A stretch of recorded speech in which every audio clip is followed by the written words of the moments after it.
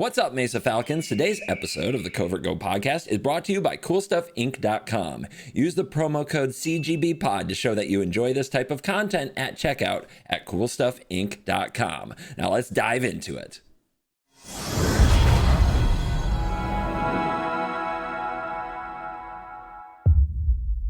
Simo, hi. Hi, Simo. I'm back, unfortunately. Yeah, you're back. I've locked you down in here, dragged you in. You've made me do videos. I make you do videos. This is our relationship that we have. It's our we have to farm each other for content until we're dead in the ground, my friend. Indeed. This is our life now. And hey, I saw those commander bands. I know some of those cards. You should be happy. I'm learning.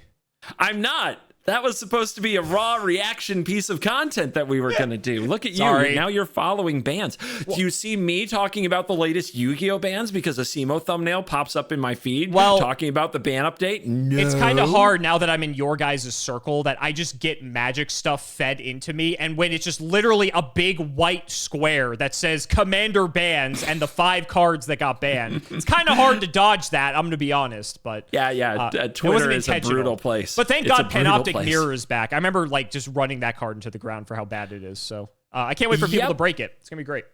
Yes, absolutely. I can't wait to use it against you. Show you how absolutely busted it is. Well, just wait till I hit you with a big cactar. Anyway. Oh, you had to do that. I did. We can't talk about the cactar. We can't do it. We have to talk about the people want the cactar, CGB. I am banning cactar discussion until you actually play it against me. Because it's a Yu-Gi-Oh card. It has like 10,000 attack. I have to play it.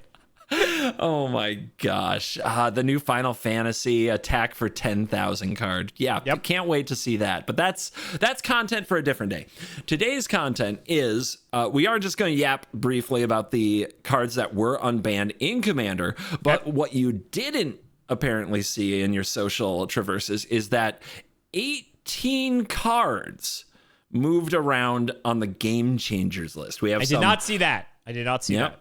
We have some ungame changers and we have some new game changers. And you get to tell me if a card is or isn't a game changer, whether it got taken off the list or put on the list. Remind me, a game changer is basically like your form of a restricted list where you can only play 3 of these cards in a deck in a tier or bracket that allows game changers. Kind of, sort of, yeah. Okay. Pretty much. So, we should probably do a quick bracket review. So I don't even think that was a big part of the announcement. Yes. Yeah. So brackets 1 and 2 are for much more casual play and don't include anything from the Game Changers list. Those are pseudo banned in brackets 1 and 2 for casual play. Okay. In bracket 3, which is considered like probably normal Commander to me, at least, the decks are built more around like an experience than they are the strictest, most competitive things you can possibly be doing. You're allowed 3 game changers in your deck. Because I remember when we played our Commander episodes, I remember like you guys were talking about in the chat prior, like, oh, make your deck bracket 4, bracket 3, whatever. And I'm like, I don't know what any of that means. So whatever, I'll figure it out. And then we're talking about these cards while we were playing as well. And I'm like, okay, we'll figure out what that means someday. Indeed. Yep. Bracket 4 has no restriction on your game changers and are expected to be exciting, powerful decks. And bracket 5 is competitive. Like, you take every spot is presumed to be optimized. So any number of game changers is welcome Yu-Gi-Oh! There. Is what you're saying. CEDH is as it's known. A format you might really like. Yeah. People have said it. People have said it. Alrighty. So in Commander, let's hit the bans. Gifts Ungiven is unbanned. Do you remember this card? Yeah, this is like your equivalent of like Painful Choice, right? Where it's like you dump some cards, but then your opponent gives you some, but they don't actually get a choice. Yeah, this card's crazy. Yeah, I was always surprised that this was on the ban list, and you were right away like, oh yeah, that should be on the ban list. Because of like the power in Yu-Gi-Oh, it's just like it's on a different level in our game, I feel like, because it turns into like either you win the game or you're basically going to win the game, and that's like there's again, it's Painful Choice. It's painful for a reason. So I think does everyone think that this card's fine? What's the reception here? There's some trepidation. There's some trepidation about it. Like, it's blue, though. I'll play it. Yeah, I think that they believe the bracket system saves the card because Interesting. with the bracket system, if it's in a bracket 3 deck and it's one of your 3 game changers, you can't go get 4 game changers with it, like on its own. You know what I mean? Compared to like CEDH where you could, right? Yeah, it limits a lot of the tutors and the combo win cons. Also, in that bracket, there are also other like bracket rules, like no mass land destruction, no 2-card win the game combos is one of the restrictions, and no tutors. So again, like these things, they are relying on the bracket system to work it out and make the card fine. Now, in CEDH, I think Gifts on Given is going to be really good. Oh, like, probably. How much does it cost again? Isn't it just like 1 and a blue? It's 3 and a blue, so it is 4 mana. Well, that doesn't matter because you get so much free mana in CEDH, so who cares? Yeah, that's it. Speaking of free mana, they did not unban our favorites that we talked about in the last ban announcement, which was Mana Crypt, Dockside, and Jeweled Lotus. Those all stayed banned. A lot of people thought they'd unban. It was a bit of a controversial decision in a lot of ways in this particular announcement. I was thinking about, because I think I did see that as well in the announcement. I was thinking about Jeweled Lotus, and I feel like an interesting fix to that card if they make like a newer version of it, which they probably will. I still like him in that ship. I still think they're going to do like Ruby Lotus, Sapphire Lotus, all that stuff. But I think another way is like if you have Jeweled Lotus, but you can only use it for commanders that have like a certain cost or above, right? Because a lot of the like fear around it is that, oh, you get all this free mana for your commander, and you can play cheap commander. It's like crazy, right? But if you like limit it to being like the higher cost commanders, I think that makes it good for the decks that like really want it, but then like the lower cost commanders can't use it. So slightly less Jeweled Lotus would be 0 mana, sack, add 3 mana of any color to your mana pool. Use this only to cast a commander spell that cost with a CMC of 6 or more, something like that. Something like that. Yeah, I don't know like what the exact cost would be, but I feel like that's sort of like, in my understanding, it's like busted in the decks that play super cheap commanders, and it's like helping the decks that are higher cost. But the problem is because it buffs the lower commander so much that it's like it doesn't matter that it's also helping the higher cost commander. So I feel like that sort of balances it. But that's like my game design brain trying to fix the problem. That's with my limited understanding of commander. That's what I would do. But I think that's actually a good solution. But I'm going to keep hitting this list. So they unbanned. Do you remember this card? Do you remember Sway the Stars? I don't think you ever showed me this card. Or if you did, I just don't remember it. But this is card reaction. This is now legal in Commander, by the way. It's only a 10 mana sorcery. Only a 10 mana sorcery. It says each player shuffles his or her hand, graveyard, and permanents he or she owns into his or her library. Then draws 7 cards. Each player's life total becomes 7. So is this like... this is kind of like Time Twister, but also like setting life to 7. Am I understanding that right? And board to 0, which is not something Time Twister did. Oh, Time Twister doesn't affect the board? Okay. That's right. For 10 mana, though. Ugh. I don't know. I feel like this is fine, to be honest. I don't know why this was ever banned in the first place, but maybe you could enlighten me if I'm just like way off on this. I mean, geez, I like the reason was on the website, but I'm pretty sure it was one of those where you read it. It's like the game, everything leading up to Sway the Stars didn't matter. It invalidated the game, something like that. All it ever read like to me is I am on the rules committee and I hate that one guy in my group that plays this in every deck. That's what it read like to me.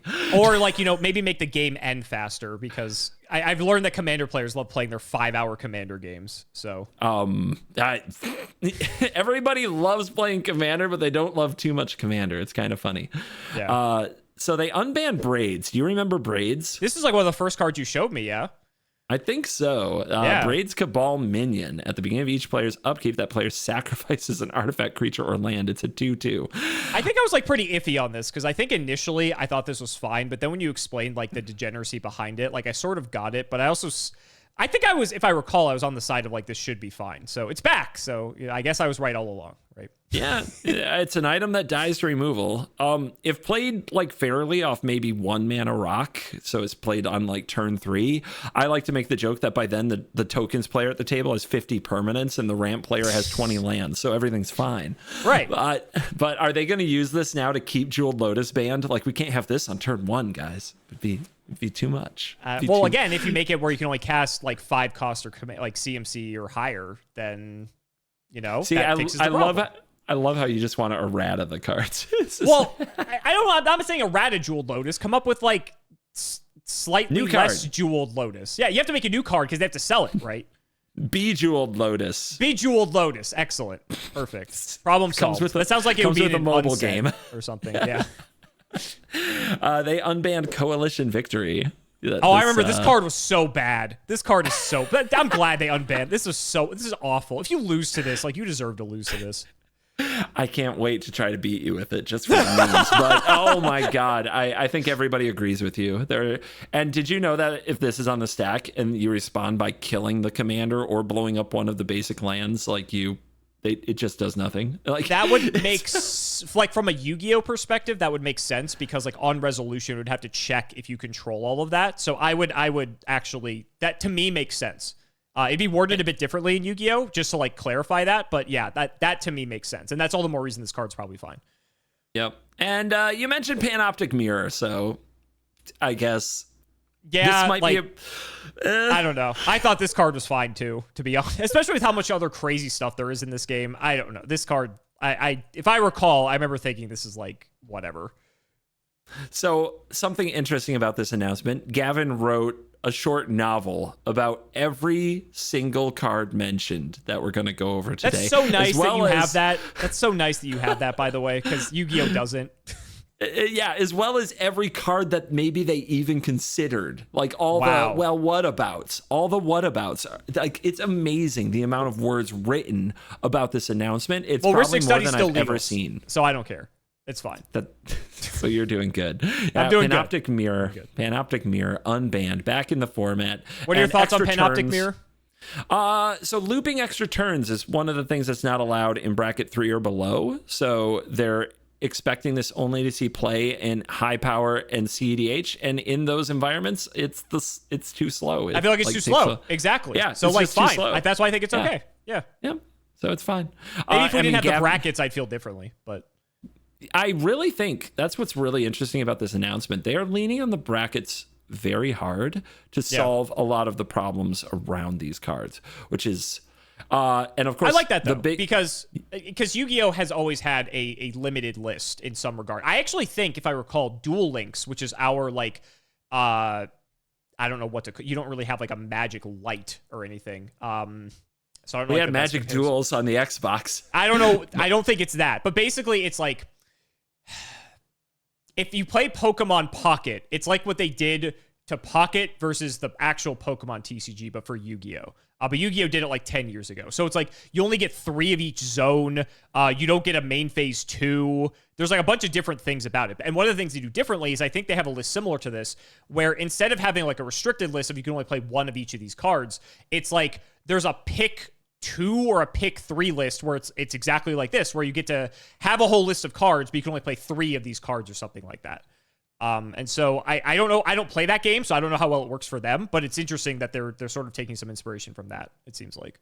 And it sounds a lot like the old versions of Magic Duels, to be honest. Oh, does it? Oh, okay, interesting. Yeah. I mean, that was my proving grounds, was Magic Duels, but that, like, some people who have been with me for a long time know. But anyway, it all started somewhere.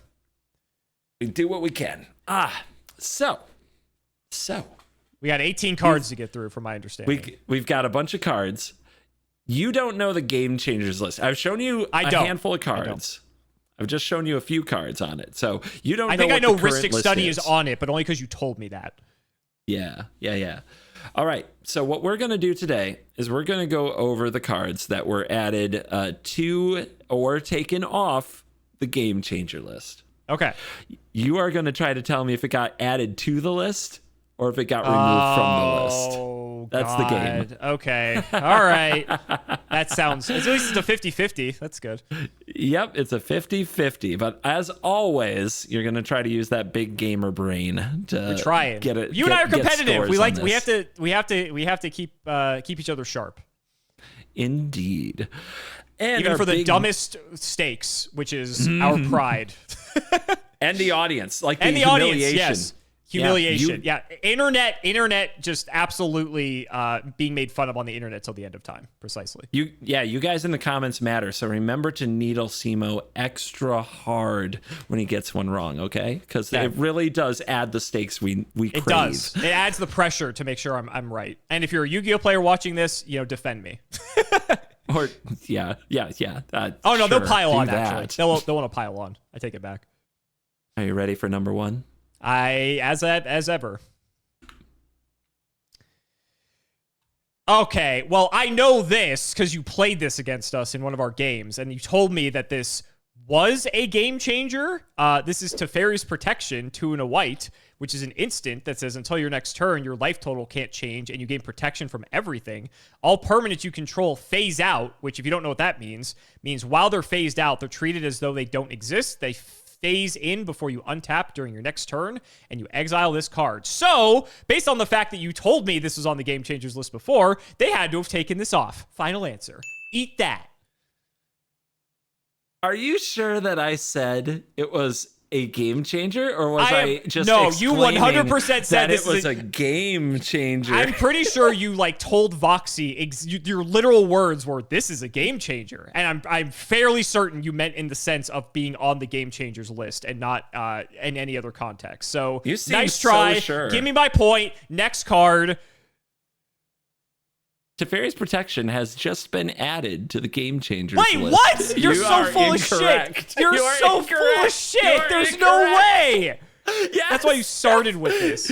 So you weren't being literal? I obviously not. I don't remember saying this, to be honest. Yo, someone find the clip. Put it in the description or the comments. Someone find the clip. Apparently, it was in a practice game. Now that we've scrubbed through the whole episode. Well, we didn't scrub very efficient or thoroughly, I will say. Apparently, I was getting this confused with Clever Concealment, but that is not a game changer, correct? That's right. That's right. So that had to have been in the practice game you Teferi's Protection me. I'm just convinced at this point. So and in your mind, I said this is a game changer. I swear, I will ask Voxy and Amy to corroborate my claim here. Taking me right to court on the very first card, I might add. I'm doing it right now. I'm going back to our conversation. You think we're competitive? Oh my God! Because I'm right. Nope, but you get a thumbs down. You're wrong in this case. I'm wrong in the video, but I'm right that you said it was a game changer. In which case, we're both wrong. Is that even enough for you? No, because I need to beat you. That's what I thought. Okay. Anyway, let's continue, shall we? How about this card that I've got? Hold on, I'm finishing my message. All right, I'm back. You literally are asking Voxy and Amy about. Okay. Bringing Show me in the next witnesses card. won't Show help me the next you. card. Oh my God! Hold on. I have to message Voxy and Amy and let them know that you're trying to propaganda my good name on the internet. Just read this in the meantime. Why is it so tiny? Notion Thief. This is 2 a blue and a black for a human rogue.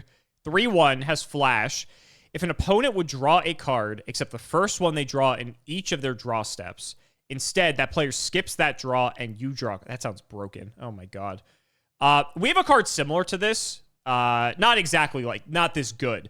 But the card that comes to mind when I see this is called Droll and Lockbird. So this is a hand trap. I've never shown you this card before. But it's when your opponent adds a card from deck to hand, except by drawing. I think it's except by drawing for their draw phase, if I recall. I need to double check the wording. You discard it from hand to grave, and for the rest of the turn, neither player can add cards from their deck to their hand, essentially. So instead of you get the draw, it just stops. It's just it just full stops for the turn. You're able to do that. So that's kind of what this reminded me of in a way. But the fact that you get to draw is crazy. That's so good. This reminds me of what's that other card I thought was the most broken Magic card ever? Hole Breacher? Was that what it was? Hole Breacher. Yeah. It reminds me of Hole Breacher, but less good, but still good. I could see this being a game changer. So does that mean you're putting it on the list, not taking it off the list? Oh, right. I forgot. It's on or off. Can you answer me this? Did they take more things on, or did they take more things off, or did they put more things on? Oh man. Or is it equal? should I give you this answer? Okay, they took more things. They put more things on the list than they took off. Okay. I could see them putting this on the list if it wasn't already there. So I'm going to go with that. And you would be correct. Oh, good. Notion Thief has 50-50. been added to the Game Changers list. Yep, This you're card back seems up in extremely there. good. This card seems very good. It's one of a couple cards that they added that mess with draws, which is kind of interesting because Thanks for the help. Yeah, oh, no problem. With Ristic Study, like you feel like you had to fight that's Ristic so Study. gross. Oh my right? god. So, I need to play this card. This is great. Now you take their Ristic Studies and you have your Ristic Studies. It's great. It is Does that a mean you May on draw Ristic two? Study. It's a May on Ristic Study, so they will just decline to draw. Oh, they'll decline. They might mess up the first time, but they won't mess up anymore. That's funny. But yeah, if you have your Ristic Study out and this, it's a tough world. It's a hard life out there. It's very difficult. And especially if you're Notion putting Thief it is on the mean. list, if you have to like pick between like because Ristic Study's on there too. So it's like, okay, you can have Ristic Study, Notion Thief, you only get one more game changer, right? And you have a 100-card deck, so it's something you have to think about. Yeah. Also wheels. Did we cast any wheels in our game? Draw a brand new hand kind of cards? I don't think so. Yeah, but you've showed me them before. You've shown me some before. Yep. Lots of I believe card destruction is the wheel in your game. Yes, that's our closest. Well, it's not even exactly because I think Morphing Jar is actually a better example because Morphing Jar you always draw 5. Card destruction you only draw the same number of cards you had. So bracket like 2 says, and even 3 says no 2-card win the game combos, but something that's not a win the game, like you could get around it if you want to be that arguing pedantic nerd. Yay. Who would ever do that? It's not a win the game combo, 2-card combo to play a Notion Thief and then play a Time Twister. But you do draw 28 cards and your opponents discard all their hands. Sure. So you kind of won the game. It's interesting because we actually had a similar combo with Droll and Lockbird, funny enough. There's another card I'll probably never show you. It's called Trickstar Reincarnation. It's called that because it's part of the Trickstar archetype. That card says your opponent banishes all cards in their hand and then draws the same number of cards. It has another effect, but that's like irrelevant. But the thing is, if you would... As soon as they would draw or like add a card to their hand or whatever, because that would meet the condition for Droll and Lockbird, you could activate Trickstar Reincarnation. It was a trap card. They would banish their whole hand, draw a new hand, and then you would activate Trickstar Reincarnation, and then as a second card on the stack as Chainlink 2 in our game, you would activate Droll and Lockbird because they added a card from deck to hand in that last interaction that they did. So now Droll and Lockbird's in effect when the stack resolves, and then Trickstar Reincarnation, they banish their whole hand and they don't draw anything. So they lose their whole hand essentially. And so a lot of people thought this was like a sort of like an FTK where it's like if your opponent doesn't have a hand, they can't play the game and you just win. But it was legal. It was a legal combo because you needed to have this like exact 2-card combination to do it. And you had ways to stop it as well. So like I get it. I get it. Very similar to Yu-Gi-Oh! Very funny. Yeah. I'll also show you the other card that got added to the Game Changers list for a similar effect, which is Narset Parter of Veils, which also strikes a chord with the combo that you're talking about. Cool art. You can give that one a read if you like. Yeah, 1 and 2 blue for a 5 loyalty planeswalker with really cool art. Each opponent can't draw more than 1 card each turn. It's funny because like in Yu-Gi-Oh! That would like not matter. And then -2, look at the top 4 cards of your library. You may reveal a non-creature, non-land from among them. Put it into your hand. Put the rest on the bottom of your library in any order. That seems very strong. Yeah. It's not like super flashy, but just seems like a very like just high, especially in your game because you can draw so much. That seems like way more devastating than like Yu-Gi-Oh! Comparatively. On Arena, this is also a combo in Pioneer and Brawl with a card called Memory that does the Time Twister type thing for a really expensive cost. So that WinCon combo is like still available on Arena, which people try to pull off from time to time. It's not fun. It's not fun at all. All right. What do we give you next? Let's how about this card right here? Noticing a trend with a lot of blue cards here. This is Intuition, I believe. Yep. It's 2 and a blue. It's very tiny. That's why I had difficulty seeing. Search your library. It's an instant for 2 and a blue. Search your library for any 3 cards and reveal them to target opponent. He or she chooses 1, Put that card into your hand and the rest into your graveyard. Shuffle the library afterwards. This is interesting. Yu-Gi-Oh! Has a lot of these effects. They're typically locked to a particular archetype. So, for instance, it'll say, reveal 3 Monarch cards, or whatever, like X archetype, insert here.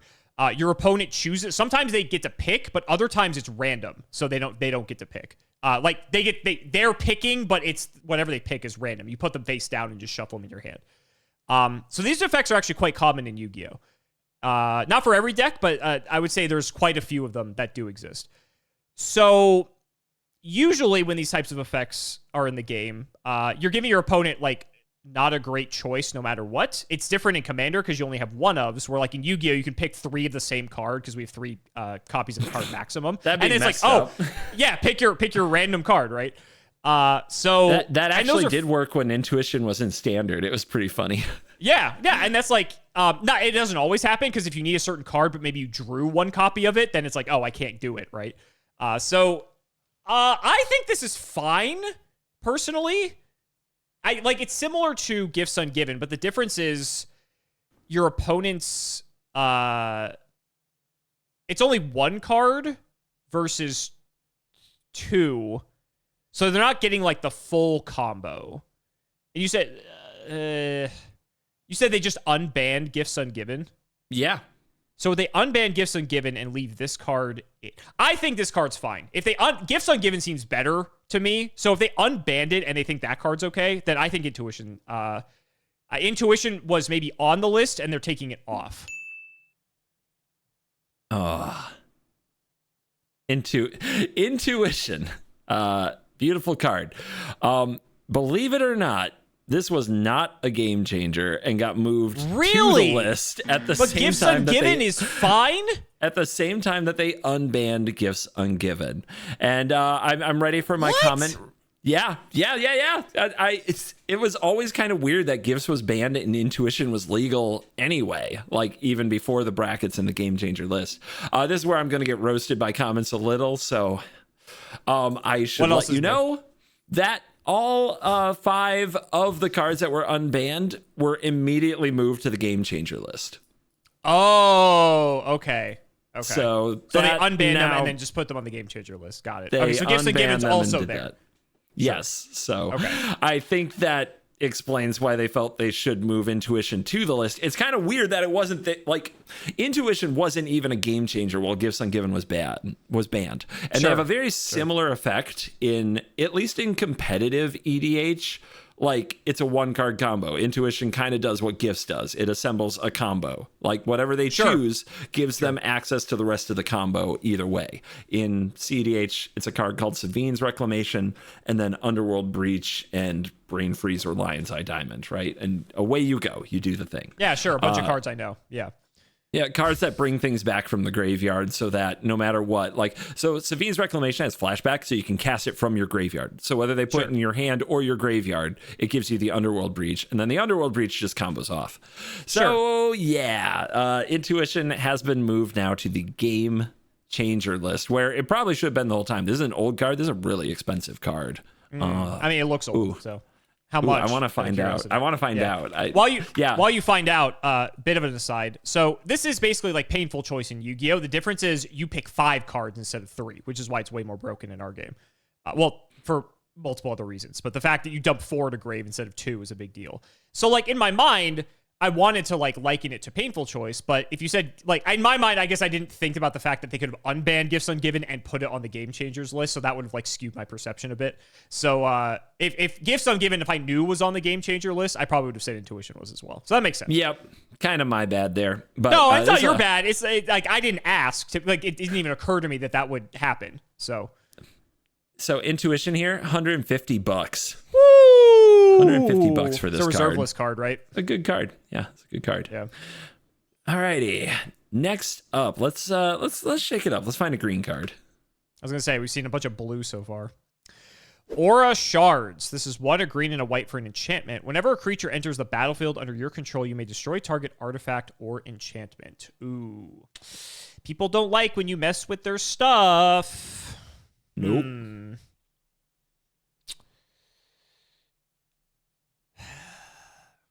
like, I think this card is fine. So it like how this to me seems like a card that someone on the committee was sick of losing to, so they put it on there. Or it's been on there because of that exact reason, because you've shown me some things that have been banned for no reason that could come off. So I will go with it was on the list.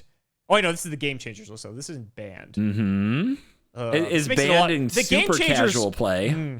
Game Changers list is a lot harder versus like banned period, I feel like. This card, like, I mean, I get it, especially because you can summon like a billion guys in your game and just like pop every artifact and enchantment in play. Was it oppressive enough? Like, people like don't getting their soul rings popped.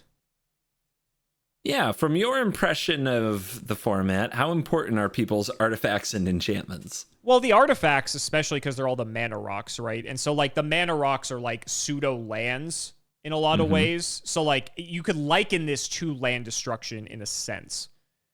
But, like, stop being a baby. That's, like, that's just, like, how it goes. Like, if they have it, like, just, like, deal with it. Like, oh, my God. No.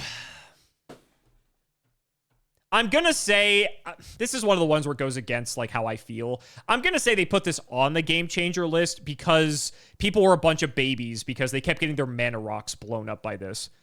Even though I feel like this card's totally fine. But, like, I can't imagine this card was already on the... Like, all the cards you've shown me, or, like, most of them, I get it. This is the first one where I'm like, why are we even talking about this card? So, to me, there's, like, in my mind, I can't imagine this was already on the list. Like, I can't imagine if I'm picking the Game Changers from my deck, then I'm going to pick fucking Aura Shards. I'm sorry. That's just like, well, first of all, I'd probably never play green-white, but... Smart guy. I think they put it on the list for whatever reason. So, sure. For context, the Game Changer list came out last September. They have now had a MagicCon Chicago to, like, analyze it, right? So these things that they've now seen them in play in the different brackets, so that probably has to do with how they're like adjusting the list here and there. Sure. And they also got a ton of feedback of what should and shouldn't be on the list, right? So anyway, Aura Shards, the typical Aura Shard experience as I like to present it. I got my when my wife got into Commander, she built her cat deck, and I got her an Aura Shards. I got her a nice foil Aura Shards. It was one of the first cards that she ever saw that was like, ooh, I really want that. Okay. Like, she is... How nice of you. Good husband. She is a very evil aggro player who does not really care about your feelings very much. Just will beat you straight into the ground when she gets the chance. So she enjoyed Aura Shards a lot. Like, she plays, here's my Aura Shards. Now I make a cat and I kill that. And I make a cat and kill that. And giggles with glee and then attacks you. The typical Commander player experience is, oh, I have Aura Shards. Okay, I'm going to play my... We'll keep it consistent. I'm going to play an elf, right? Sure. Ooh, I get an Aura Shards trigger. Oh, I don't really want to blow up your artifact that makes you mana and make you mad at me, but I have this trigger. Are you gonna like feel bad? Are you gonna be mad at me if I do? I don't want to do it. I'm not gonna do it. I don't know if I should do it. That, and then every single creature entering the battlefield, we do this again. We do this again, and we do this again. And I've been a part of it so many times. You don't have to resolve it. It's a you may effect. I have seen somebody's decision paralysis fatigue of being like the baddie at the table, like they don't want to be the villain. I've seen them blow up their own Aura Shards. I have seen unbelievable. You're playing the card. Commit. What? I can't handle that. That makes me mad. As a player at the table, I'm like, that makes me mad too. God, we are the same. Blow up my soul ring. Jesus. We're preaching to the choir. Let us know in the comments if we're wrong. Aura Shards is now a game changer. It got moved onto the list. Yay! You are correct, and I feel the same way you do. Okay, good. I'm glad. This is nonsense to me. This is... There are cards in Yu-Gi-Oh! That have like a similar effect to this, where like when you do X, destroy a card, and it's like not once per turn, so you can do that multiple times. And those cards are fine. Like, they're totally fine. I mean, our game's very different, obviously, as you know. But it's like, yeah, I can't even conceive of this. I'm shocked that they put it there, but I think I'm starting to more understand the collective feeling and sentiment around Commander through your videos, of course. So this, I think I was right on the money with this one. I agree. Now, how do people feel about this? Oh my God, I can't even read this. Dude, hearing that from a Yu-Gi-Oh player is rich. It Buddy, is rich, the man. fucking font is the same color as the background. Give me a break. What? And like reading your cards is often worse than that. It's so much worse. I don't need to zoom in on this to read this card. In defense, this card has about as much text as a Yu-Gi-Oh card, even though half of it's flavor text. Anyway, we can fight about this all day. Mishra's Workshop, now that I zoomed it in 400%. This is a land. Tap to add 3 colorless mana to your mana pool. This mana may only be used to cast artifacts. Ooh. Ooh. You've told me about how crazy artifacts have been, like, historically in other formats. How are they in Commander? I mean, Commander's an eternal pretty format. good. They're pretty good. And yeah, all those mana rocks. Aside from what's banned, they're as good as... Artifacts are as good as they can be. It's weird, though, because unless you're playing, like, a more artifact-focused deck, like you can correct me if I'm wrong here. Like, I don't feel like every deck wants to play this, even though it's basically a Black Lotus every turn. Because if you don't have the artifacts to cast with it, then what's the point, right? I think I've built approximately 100 Commander decks in the last 2 years. Okay. I have one of these cards. I've only put it in one deck. Right, because again, you don't get the value out of it if you don't have the artifacts to cast with it. So you'd have to build like a very artifact-dense deck for you to like even get the value out of it, which is kind of interesting because it's like sort of balanced in that regard, depending on like what for, like, because obviously when you show me the artifact deck from, what was it, Mirrodin or whatever, like this card would be like, batshit crazy in that deck. But in Commander, I mean, granted, you could build artifact. I'd imagine you could build artifact decks, but the problem is it's like then, this is interesting. I feel like this may have been a card that was on the list and they took it off because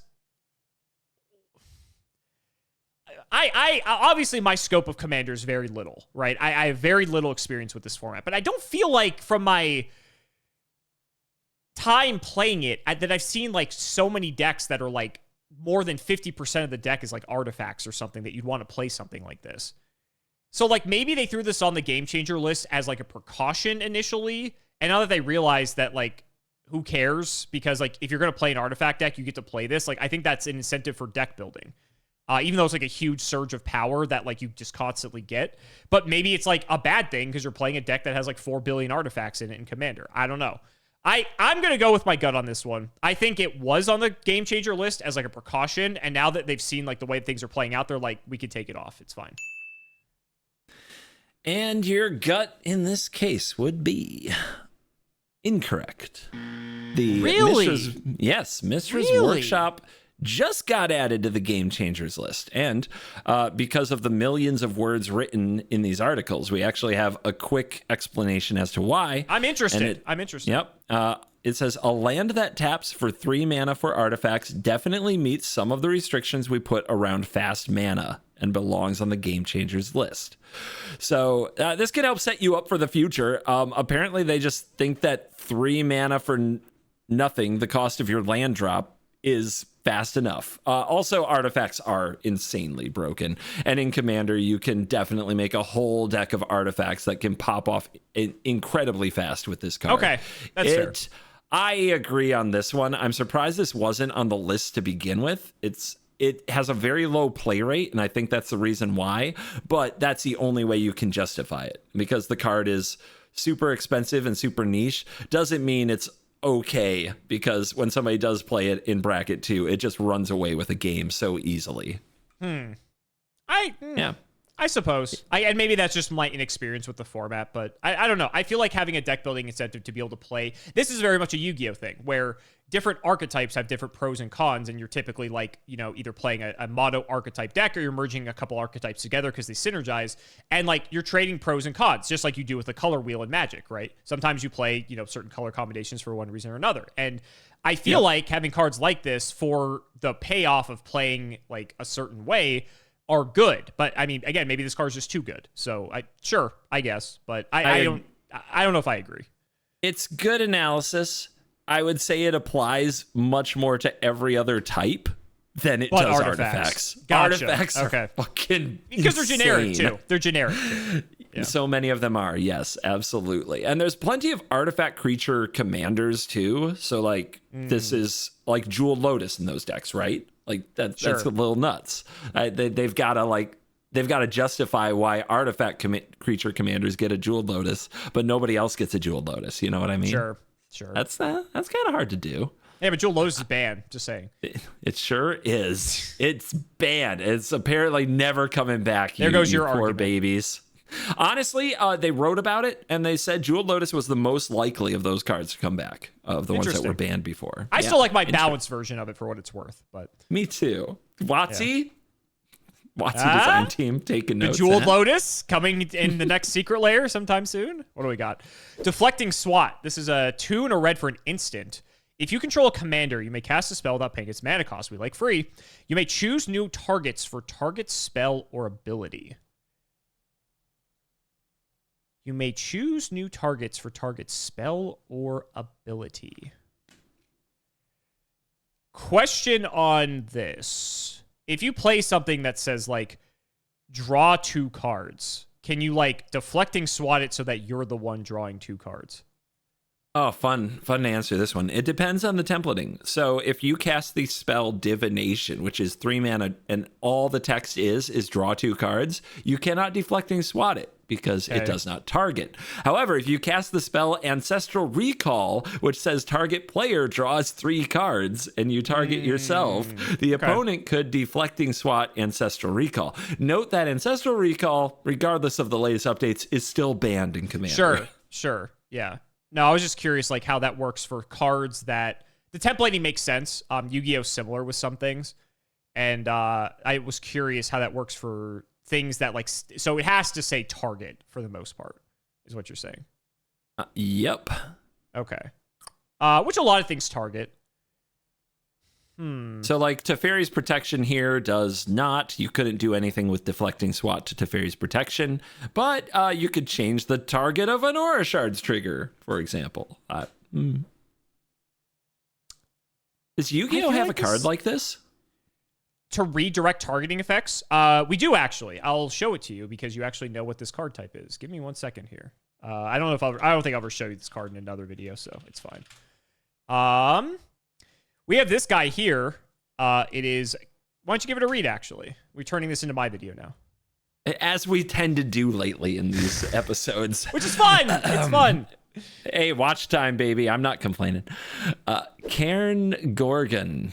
Antiluminescent Night. Yep, antiluminescent night. Okay, I'm starting to mind a little more. It's a dark. Oh God, it doesn't have levels. It has ranks. Yes. Okay. God, this is the XZ's thingy. Yes. The attack is 2450. The defense is 1950. It's a rock. It is a rock. Special. During either player's turn, when another card or effect is activated that targets exactly 1 card on the field and no other cards, you can detach 1 Xyz material from this, then target another card on the field that would be an appropriate target for the card effect. That card effect now targets the new card target. Yep. So it's pretty similar. It's pretty similar. Might be worded a bit differently, but for the most part, it's also cool because it doesn't have a once per turn clause on it. So hypothetically, if your opponent has like 2 targeting effects, you can like stop both in the same turn. Or a lot of cards like you can only use their effect once per turn. It is face up on the field, though. They know how many times they can use it. Deflecting SWAT can kind of hide in the hand for the perfect moment. It can. But Karen Gorgon did actually see a lot of play because of the target redirection, because even though it doesn't have like that instant speed response, it still is like a deterrent, right? And that's like in some cases good enough. But this card never got like banned or anything. It was just like a good card that some decks would play. And I kind of look at Deflecting SWAT like this. This is so tricky because yes, you can do it for free if you have the commander, sure. But, like, this effect isn't that... like, it can be powerful, but it's, like, not... I don't think it's, like... I can't see this as being game-changingly powerful. Like, maybe... Like, there's, like, maybe some cards that come to mind that, like, target... Especially if they're higher cost, then, like, maybe then. But, like, even then, like, we're getting, like, into narrow of narrow, because it already has a target.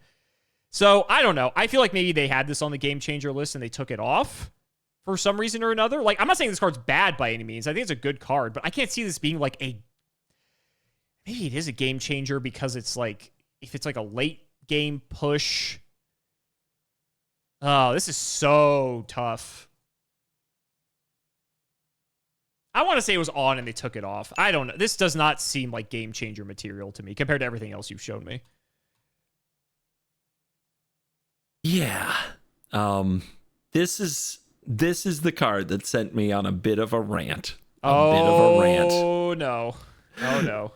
Deflecting SWAT was just added to the Game Changers list. list. You were going to say that. I knew you were going to say that. But I'm not happy about it. I'm not happy about it because I don't see it.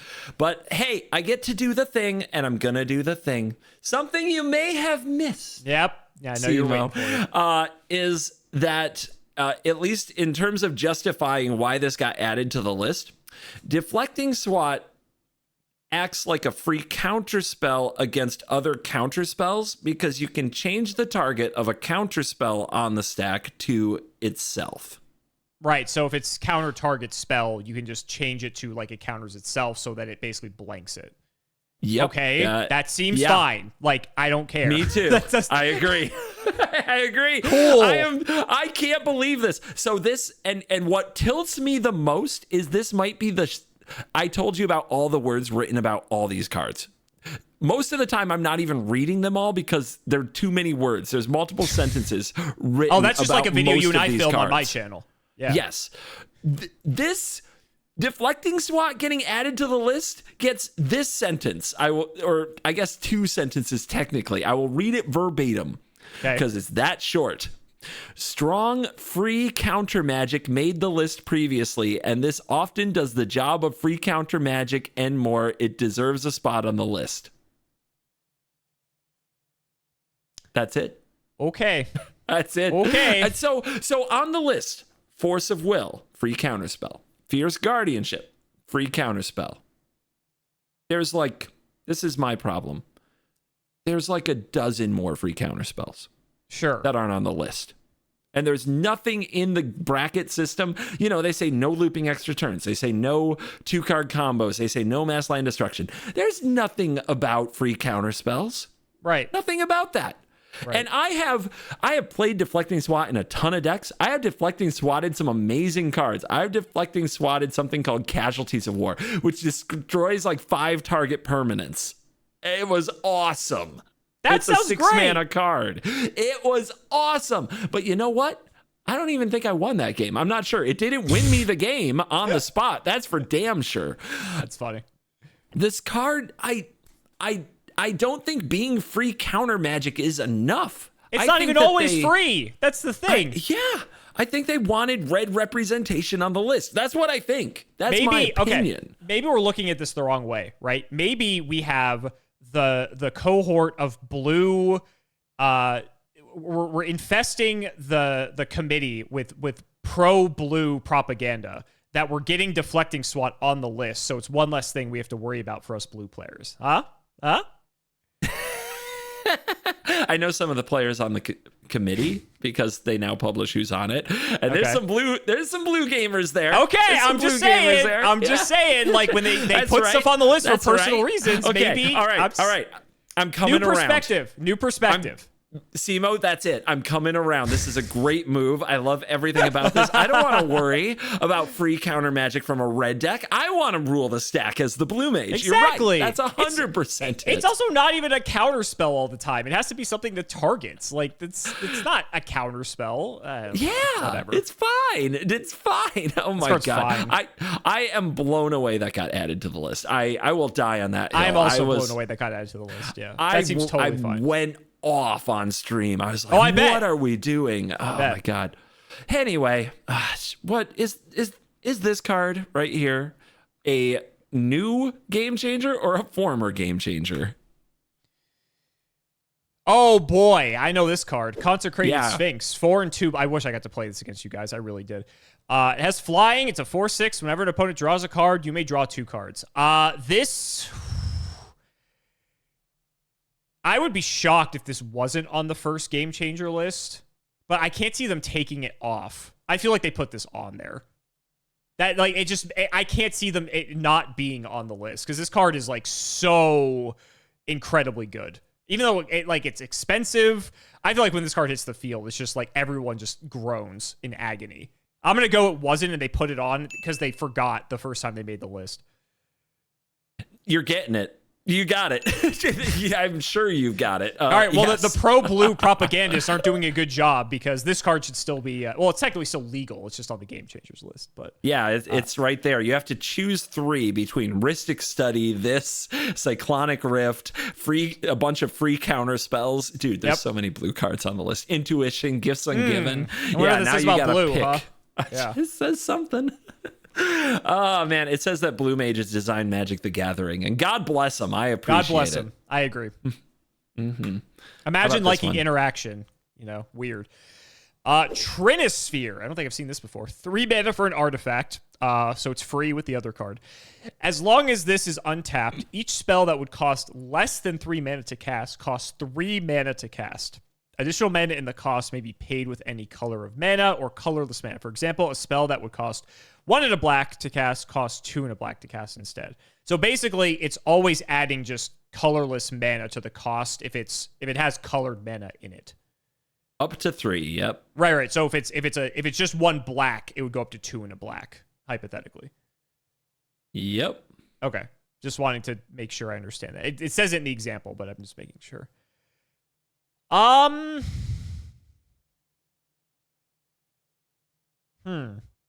This card seems annoying.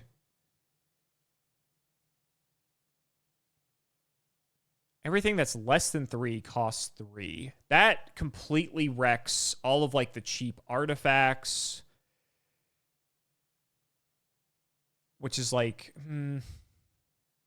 very anti-fun. It's kind of like the Aura Shards argument, I feel like. Like, you can still play them, but the fact they go from like 2 to 3 or 1 to 3 is annoying. What a weird card. I feel like there was this big like discourse recently in Yu-Gi-Oh! About like floodgates. Your equivalent to like stacks cards and stuff. And like this is one of them. It doesn't like completely shut out your ability to play those cards, but it makes them like really expensive to the point where you probably don't even want to.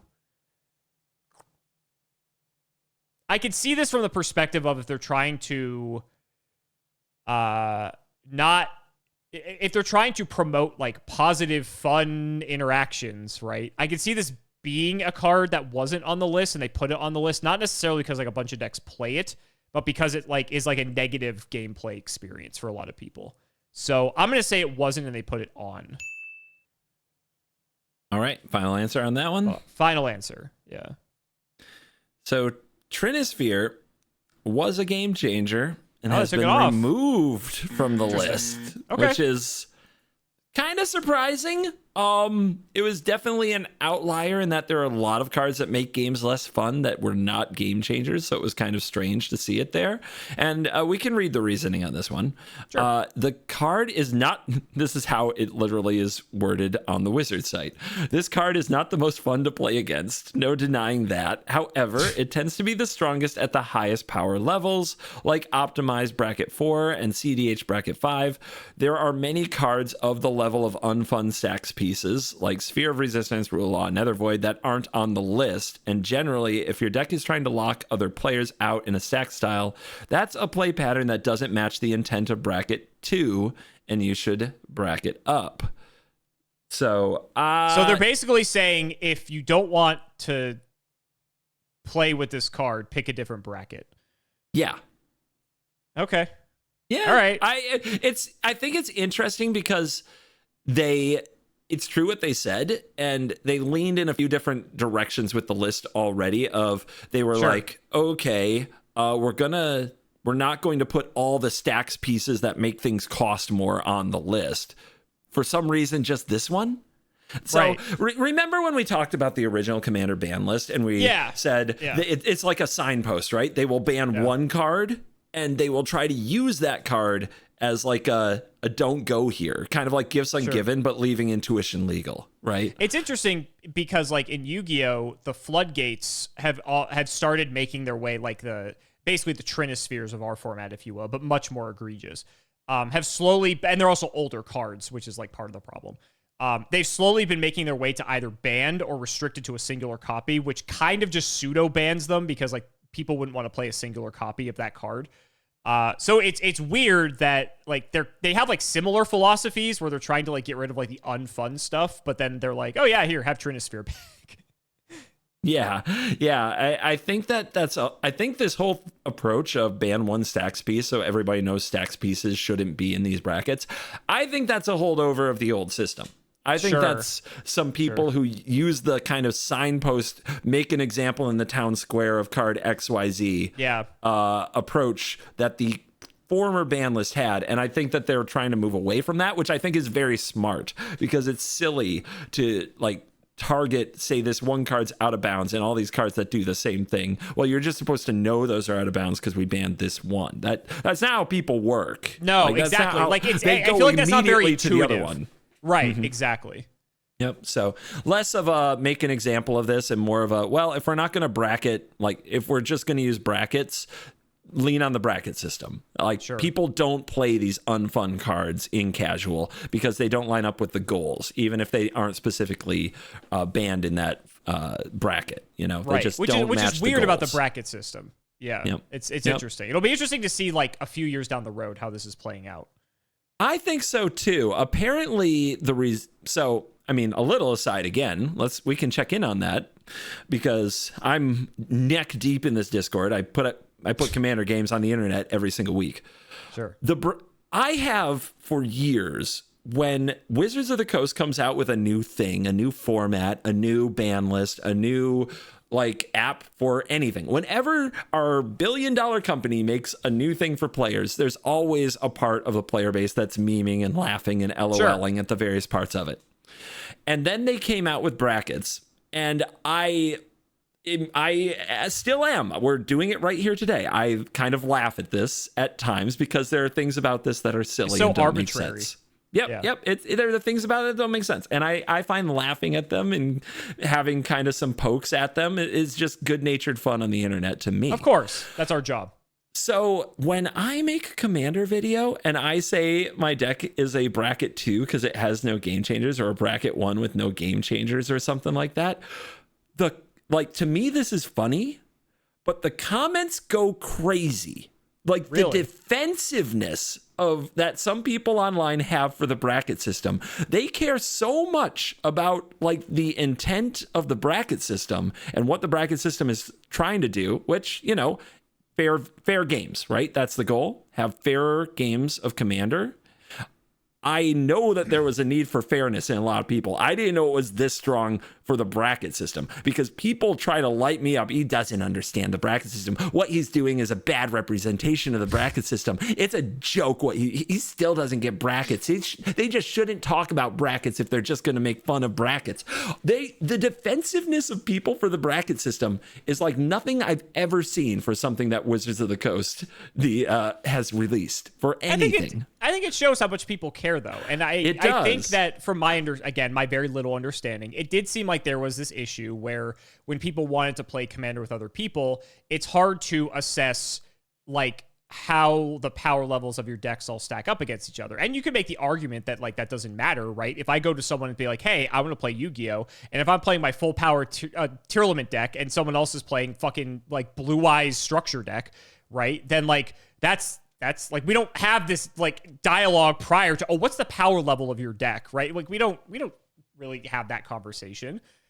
So I mean, I think it shows how passionate people are about both Magic, but also just being able to play the Magic that they like to play. And in defense of Wizards, as an outsider, of course, I will say it's very interesting, this approach that they're taking to it. I mean, obviously, Commander is the most popular format, and I think they want to make sure that people can all have a good time playing the way that they want to play. So I think they're trying to address that and make it more formalized. And again, we can all just poke and laugh at it at times, but I think that shows that like they care. Right. So I think that's, yes, for better or for worse, I think that's like a positive step in the right direction, even if you need to, course correct later down the road. But again, I'm the outsider here. I haven't played this game for 20 years. So it's a good perspective. And to those of you in the comments, I will continue to make jokes because that's who I am. Hopefully you've watched me enough to know I don't stop joking around about anything.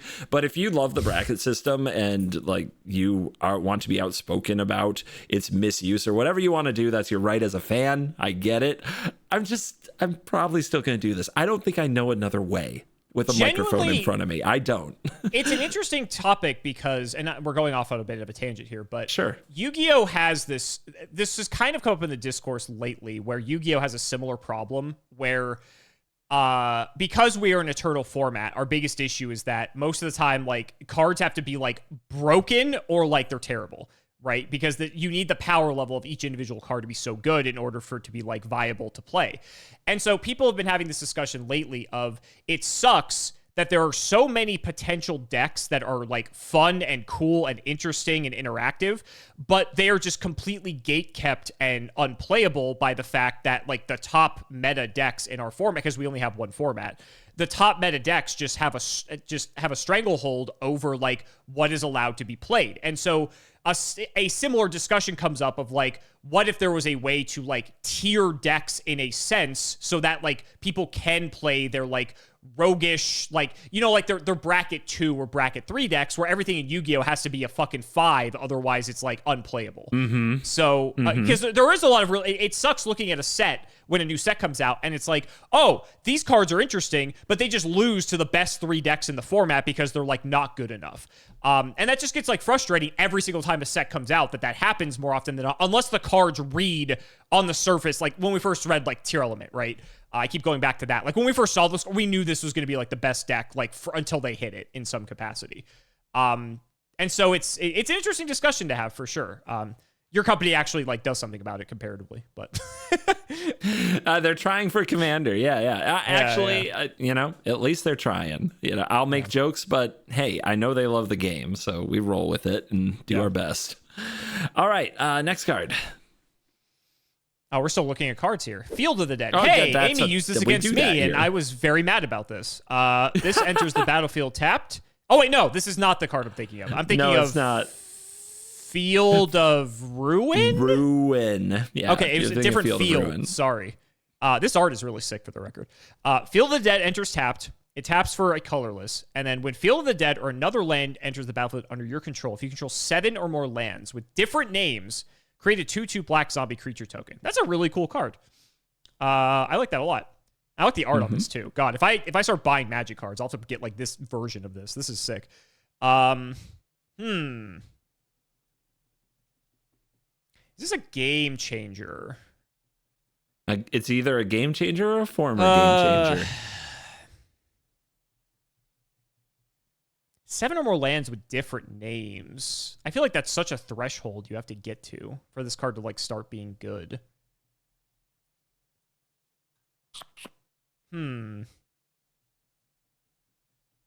Different names. You can ramp. Artifacts don't count for this. So like maybe you could get this into play like turn 4, turn 5, maybe turn 3 if you have like a crazy ramp hand. But even then, it's like summoning a 2/2 zombie every time you get a land into play, like that broken? I don't know. This seems like a fine card to me. Like, it seems good. Don't get me wrong. So, former game changer? They take this one off? Final answer? Yeah? I wish you were right. Wow. This has been added to the game changer list. Do you agree with that? No. Okay. This was the other one. This was my other SWAT? ultra mega rant. Oh, I think the rant went bigger and harder.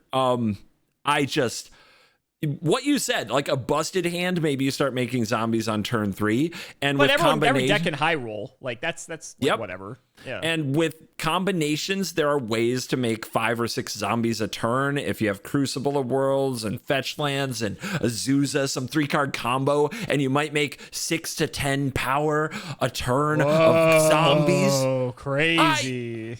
I don't get it, dude. I'm like.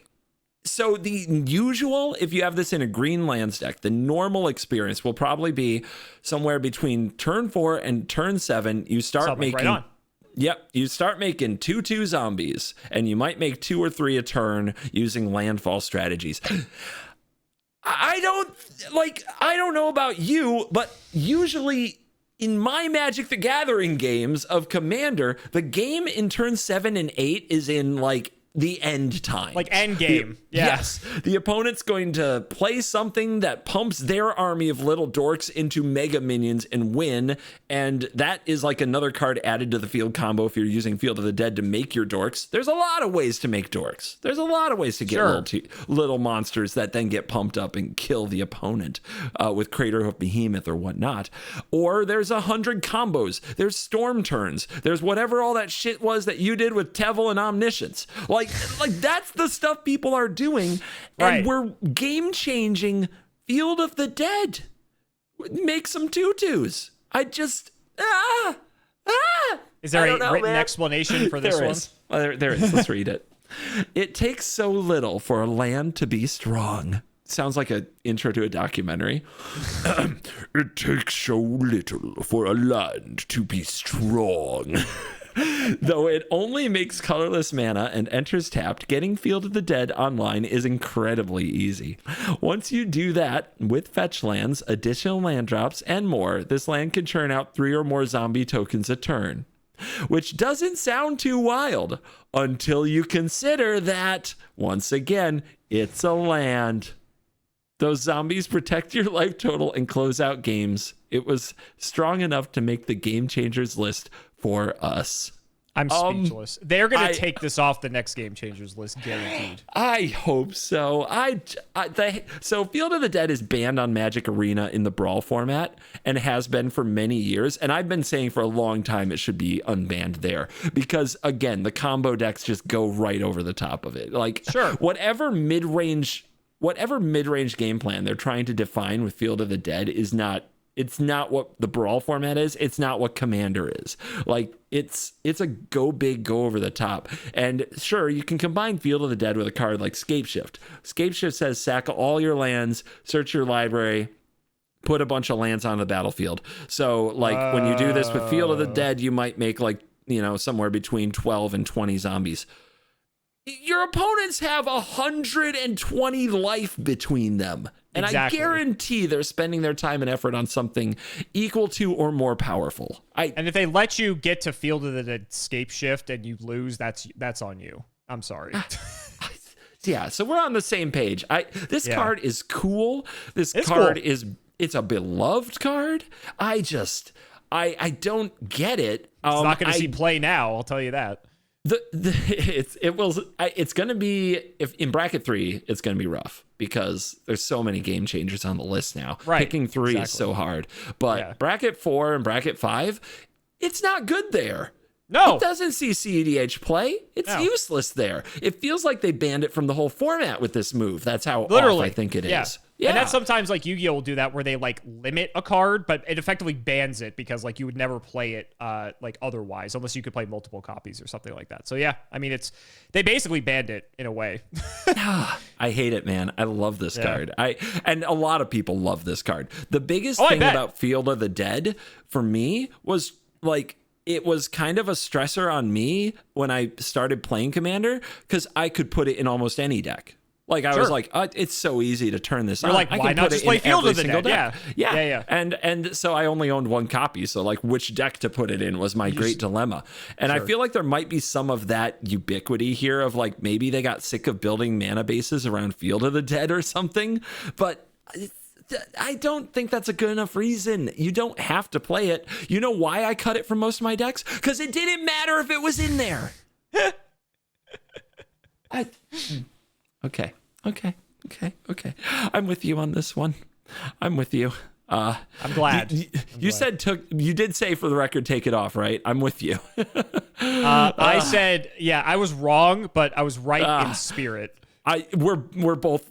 I would go down. I'll take that L as well. It's fine. I feel like we all lost something in this experience. Yeah, I think so. Okay. New card. I don't know if I've ever shown you this card.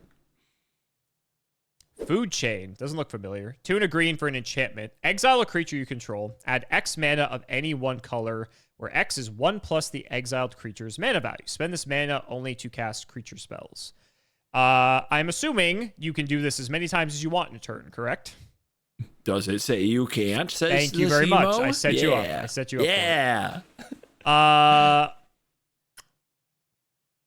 That seems potentially very good. I'm thinking of like strategies where you can just put out a bunch of stuff and then just like sacrifice it all to Food Chain, and then you can play some big creature and just like win the game as a result of that. So that seems pretty good. I've been very wrong about everything else up until this point. So our streak is not going particularly well. If it were up to me, I would say that this has like some alarm bells, and I feel like this should be on the list. But then you're gonna be like, this card like sucks, and they took it off or something like that. I'm gonna say it wasn't, and they put it on. I don't know. This card just screams there's like abuse to be had here. It's very cheap, especially in green. I feel like there's a lot of ways to abuse this card. So I'm gonna say this was not on the list and is now on the list. And you would be correct. Oh, good. That is correct. Right. Food Chain has been added to the Game Changer list. Something you may have missed. Oh, God. I see why you do it. It feels so good. It's fun, isn't it? You can sack the same is. creature to Food Chain. Is that what I missed? Yes, your commander specifically. Oh, so, I didn't think about that. That's interesting. When you exile your commander to Food Chain, it's going to make mana and send the commander back to the command zone. So if you have a commander like, let's show you Voxy's favorite commander here, Prosh, Sky Raider of Kerr. When this enters the battlefield, it creates X01 Kobold creature tokens, where X is the amount of mana spent to cast Prosh. I see where this is going. Yep. You exile the Prosh and you get 7 mana. If you exile any of these little kobolds, those are 1 mana each, because it's 1 plus the mana value of 0, which gives you enough mana to recast Prosh, which makes the kobolds again, this time even more because you spent more mana. And you continue until you have infinite kobolds, infinite mana, and an infinitely power Prosh. So if you have a way to fling it at the opponent or make it attack the turn it comes out, you did pretty good. There's a lot of ways to win a game from that position. So Food Chain is a combo-tastic card. Not to mention this card is one of the great pieces of Magic history. In an Eternal format, they'll print a card eventually that does everything. Oh, so that's cool. That's cool. Yep. Yeah. Mist Hollow Griffin. You may cast it from exile. So if you exile a Mist Hollow Griffin with Food Chain, it's now in exile. You can cast it from exile with the mana from the Food Chain, which nets you a +1 mana, and do it again, and you have infinite mana on the spot. Food Chain is very much like a Yu-Gi-Oh card. Like, obviously we don't have costs, but like this type of like enabler to do like crazy bullshit, like a card like this would exist in Yu-Gi-Oh 100%. Yeah, I think this was a miss for the original Game Changer list that they should have done. I'm actually really happy about this because I feel for Voxy. She loves Prosh, Sky Raider of Kerr. But she has that was to her favorite commander. Yeah, every time she plays it, she has to tell the opponents, I'm not running Food Chain, because she's not trying to like combo kill them that Sure. cheesy. It's considered a very cheesy win to food chain people when your commander is one of the many commanders built to abuse food chain. So she always has to explain, I don't have food chain, and it throws people's, like, if she doesn't have this conversation, it throws everybody's perception of the deck off completely. That's interesting. Yeah, that's funny. So actually, this is a good thing, because now she can be like, it's bracket 2 prosh, so there's no food chain, right? So it's easy conversation to have. Easy. Let's go with, you remember this card probably. Necropotence. This does look familiar. You may show me a different art, though. It's triple black for an enchantment. Skip your draw step. Whenever you discard a card, exile that card from your graveyard. Pay 1 life, exile the top card of your library face down. Put that card into your hand at the beginning of your next end step. Yeah, this card's nuts. I feel like this should... God, how is... You're going to tell me they took this off? This card just seems insane. I feel like they have... But then that means it was off before. Yeah, which is like even more crazy. Have it on before. They're like, sorry guys, we missed this. This one seems nuts. I don't know. One of the most popular cards of all time, Necropotence. I feel like it should be on there. You're going to tell me it was and they took it off. So I will take the L. I think it should be on there, though. Yeah, you're right. They didn't put it on the list. It wasn't on the list. How did they miss this? This card's crazy. No, then they were too busy worried about Field of the Dead. Excuse me. Deflecting SWAT and Trinisphere, Trinisphere, on there. Big commander warping Trinisphere. God, heaven forbid. Oh my god. Oh my god. Yeah. So Necropotence was one of the almost, like, from the moment they revealed the list in the everyone's comments like, where's on Twitch. Necropotence? Yeah, where's Necropotence? Yeah. So it's one of the most easy additions to the list I think there could possibly be, and they did it. Glory, hallelujah. How much to say? Free at last. Yeah. Well, I mean, it's still there, but at least there's a semi-restriction on it, right? Yep. It's a thing. All right. Let's do this one then. And I got another black card. Orcish Bowmasters. This is 1 and a black for an Orc Archer, 1/1 with Flash. When this enters the battlefield, and whenever an opponent draws a card, except the first one they draw on each of their draw steps, this deals 1 damage to any target, then amass Orcs 1. What the hell does that mean? That means you create a token that's a 0/0, and you put a +1/+1 counter on it, and any future amasses add a +1/+1 counter to that army token. It's called an army. So it's 1 token, but it keeps getting the counters? Mm-hmm. Yep, it keeps getting the counters. Okay, so you don't keep making tokens. Got it. Okay. That's right.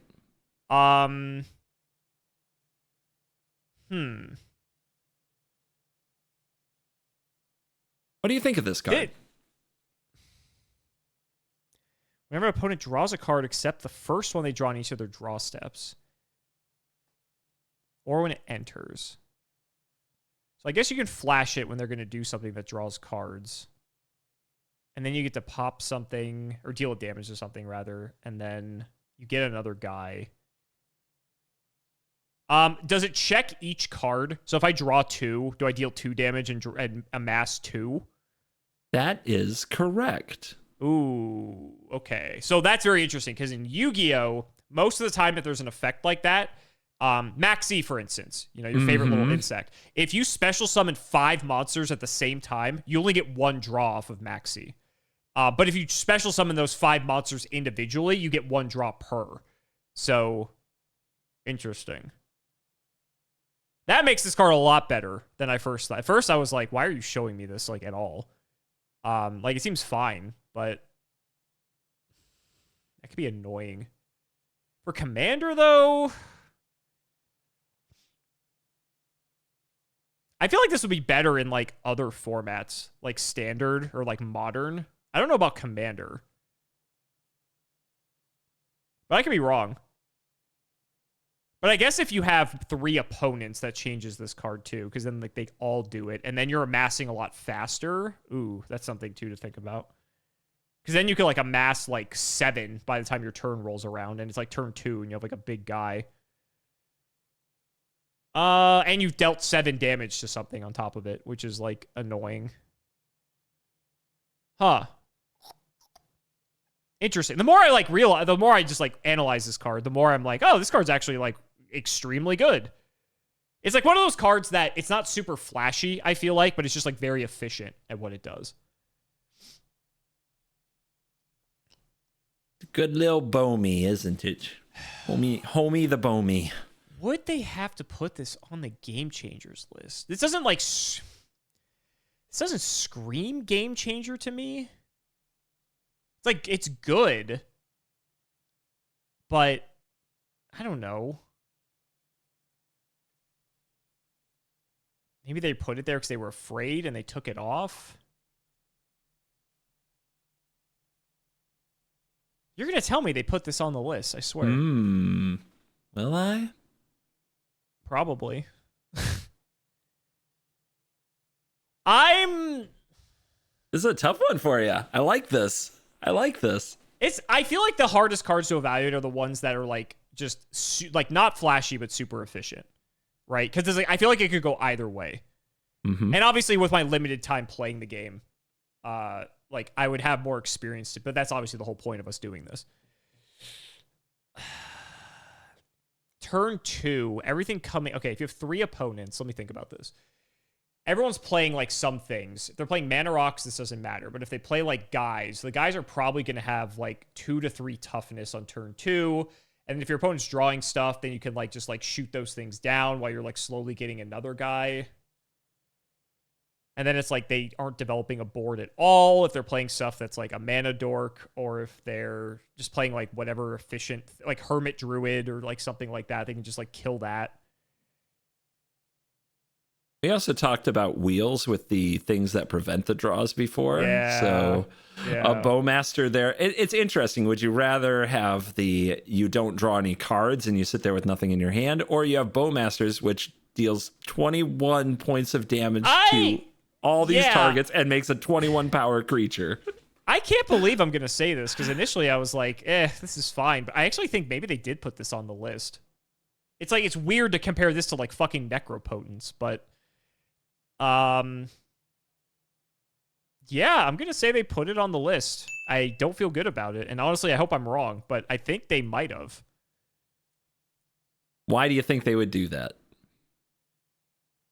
I don't know. It just seems like the more I think about it, like the more oppressive it kind of is with like the pinging. Like the amassing is fine too, but the fact that you get to ping down all your opponent's stuff every time they're like getting extra draws, and it's just like all this like free removal in a way, like in quotes, it's like bonus removal.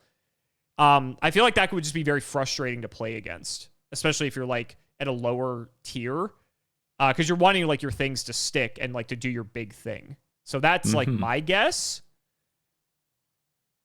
And you would be correct. Wow. Orcish Bowmasters was added to the Game Changer list along with Narset and Notion Thief, who I showed you earlier. And they were categorized together in a group, which I don't think does justice to Orcish Bowmasters. So I showed it to you separately so I can monologue about it a little bit. Because this card, I think everybody thought it was good, and then they actually played it when it came out, of course, in the Lord of the Rings set. You can see the little ring symbol there. Yeah. Yep. Yeah. So this was everybody was nuts about the One Ring from day one, but they weren't all on board with Bowmasters until you felt it on the battlefield. First of all, this is the best 2 dudes card ever printed. There's a ton of cards in Magic history that are 2 mana for 2 creatures, and they vary in their usefulness among different formats and strategies.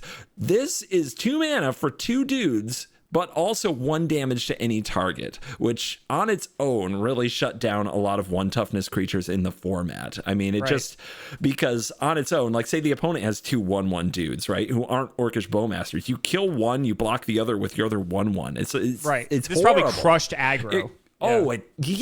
Absolutely brutal card in 1v1 formats. Then they started playing it in Commander. And honestly, it found its best homes in CEDH. Really? And yes. Okay. It went into CEDH, and some consider it one of the most like format warping cards ever in CEDH.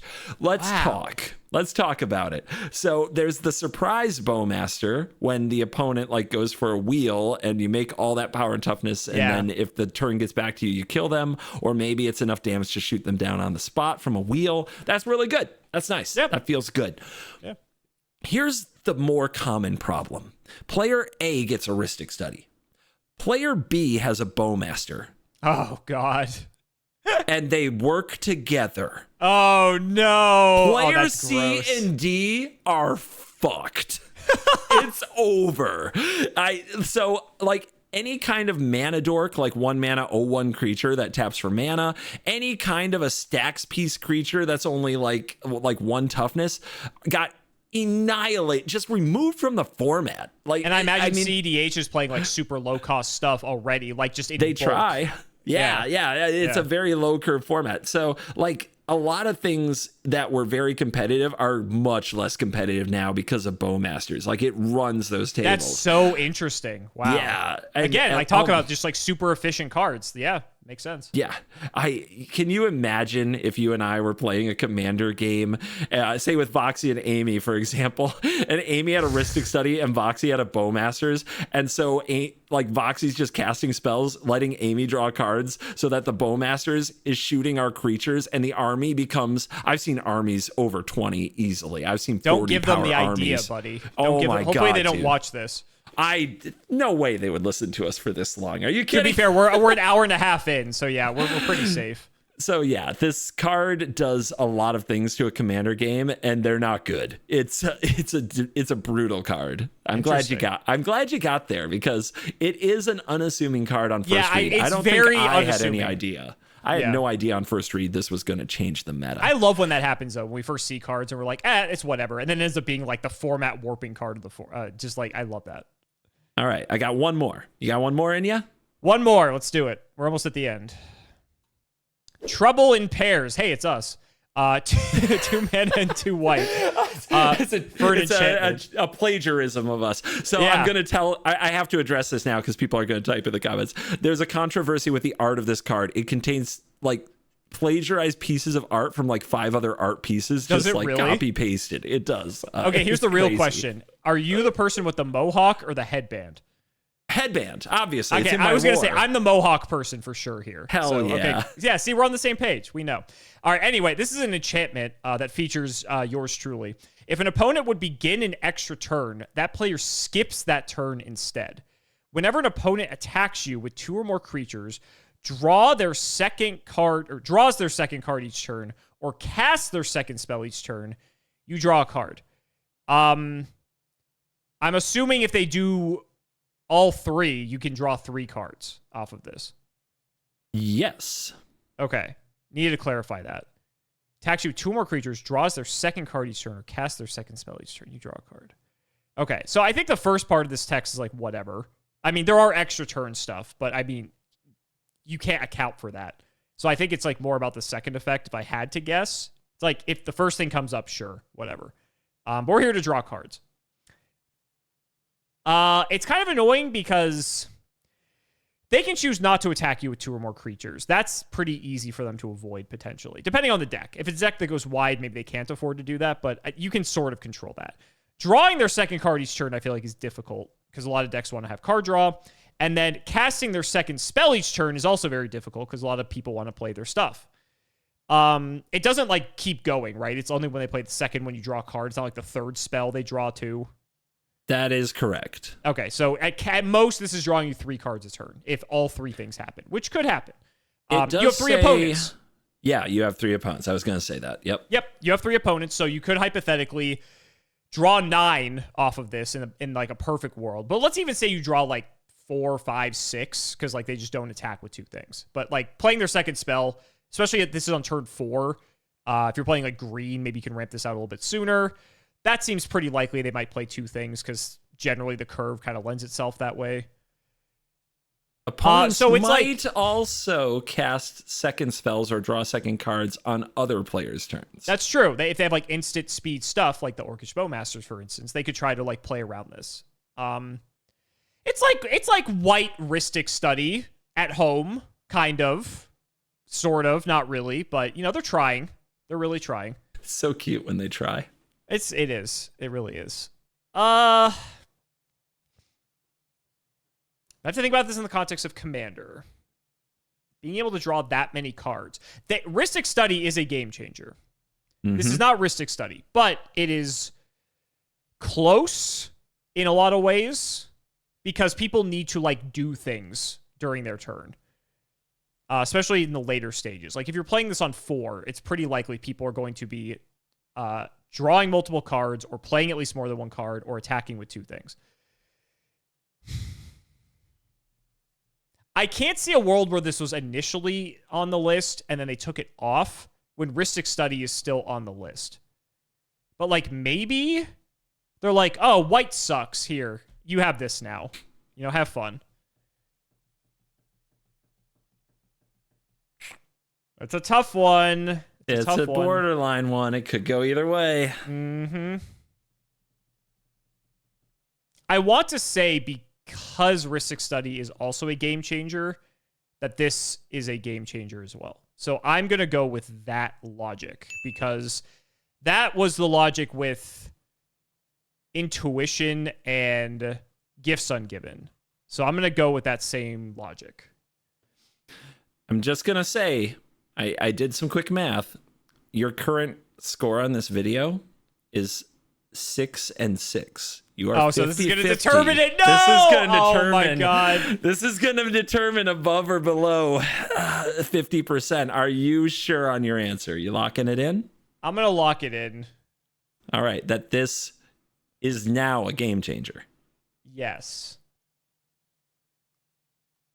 And I'm regret to inform you that Trouble in Pairs is no longer a game changer. It was on the initial list and it got removed. Oh, that's okay. Yeah, I kind of get it.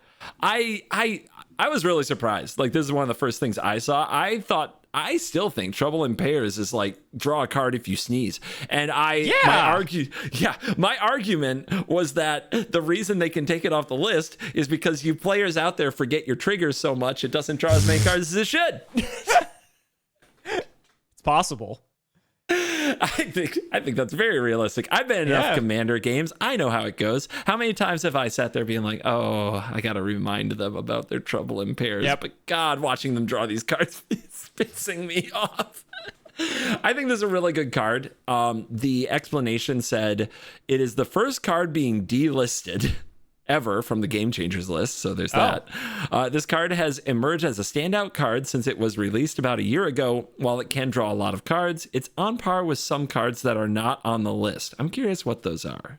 Like, they didn't give examples. But it's on par with some cards that are on the list, so like, what's the difference? Yeah, the general feeling is that it is slightly under the bar for the Game Changers list, and we are probably jumped the starting line a little on this one. It's plausible it could get added back in the future as the list evolves and they receive more feedback. Oh, I'm going to be so mad if they put it back on. I will tell you that right now. Because of the video? Just because of the video? Yeah. I keep making the analogy to Rhystic Study. It's not Rhystic Study, but it's like, it's pretty damn close. I think the biggest problem is, honestly, it probably costs 4 mana. I think that's like the biggest thing. If it costs 2, it probably would still be on there. You know what this means? Every time you have a bad video, I really have to buckle up for next week's video on your channel. Oh yeah. I mean, you've been doing okay recently. It's I don't want to spoil anything. There might be a video coming out that people have been eagerly awaiting after like us doing this for almost a year now. So we'll see. We'll see. Thank you for watching or listening to the Covert Go podcast. Remember to use the promo code CGBPOD at checkout on CoolStuffInc.com to show that you love the show. Also, subscribe on your audio platforms like Spotify and Apple Music and iHeartRadio. Leave a review with 5 stars, of course, for yours truly to help grow the show. Thank you for watching, and as always, you're cool.